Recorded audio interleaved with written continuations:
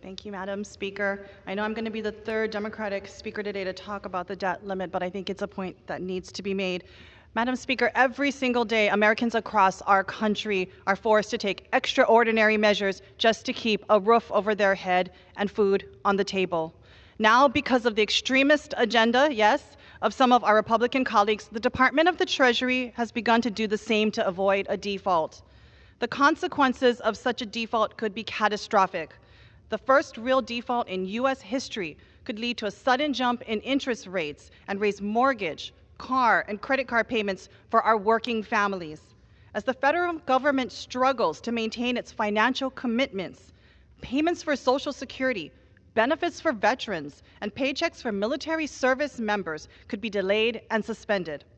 By one estimate, a default could add $130,000 to the cost of an average 30-year mortgage, eliminate over 3 million jobs, and increase the national debt by an additional $850 billion.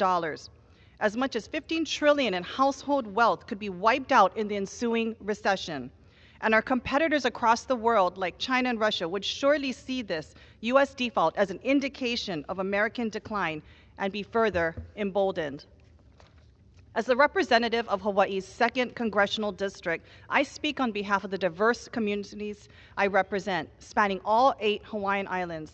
I am here to fight for working families struggling with high cost of living, small businesses providing jobs and opportunities for our residents, senior citizens seeking security and retirement in old age, and above all, our children and their futures.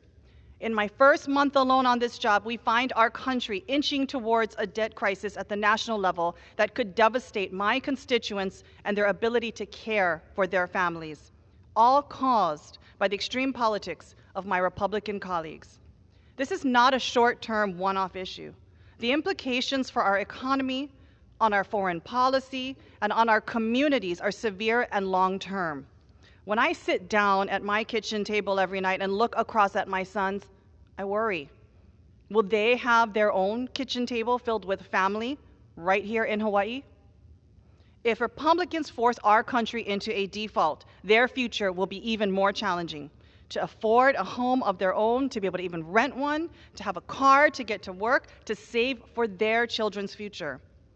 And while Hawaii is one of the most expensive places to live in the country, with residents paying on average 42% of their income on rent, the highest of any state, I know that workers and families in every single one of our districts are struggling every day to make ends meet. The American people need to see solutions, not just grandstanding. They need to see progress so that they can hope for a better future. That means we've got to build and act on the progress delivered by the first 2 years of the Biden administration and one of the most productive Congresses in modern history. In these 2 years, Democrats have lowered healthcare costs, created nearly 11 million jobs, supported over 10 million new small business applications, put shovels in the ground on 7,000 new infrastructure projects, and invested in a revival of American manufacturing. This Congress should be building on the progress of the last 2 years, not tearing it down by flirting with default and making unacceptable demands to cut Social Security, Medicare, and other critical programs that working families across the country depend on. Why would House Republicans hold our economy hostage and the American people in anxious suspense for months when they can pass a clean debt limit increase right now?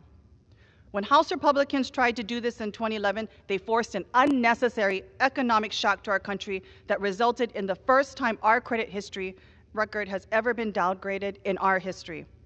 We cannot do that again. We can have a reasoned debate and discussion, negotiations over the right level of government spending, as every Congress does every year through the budget and appropriations process. But whether the United States pays its bill on time must not be a pawn in a Republican political game. Our families work hard to pay their bills on time. Their government should too. I have heard from so many people how much they love Hawaii. So do I. If you have a chance to visit our home, stop and take a look. 1 in 5 residents depend on their Social Security benefits coming every single month. 1 in 10 people who call Hawaii home are veterans or active duty service members. These are the faces of the people held hostage and hurt by Republicans. We have an opportunity to rise above our differences and give them a Congress that has their best interests squarely in sight, one that gives them hope. I urge my Republican colleagues to work with us to quickly pass a clean debt limit raise as soon as possible. The American people and our constituents deserve no less. Gentlewoman's time has expired. Mahalo, and I yield.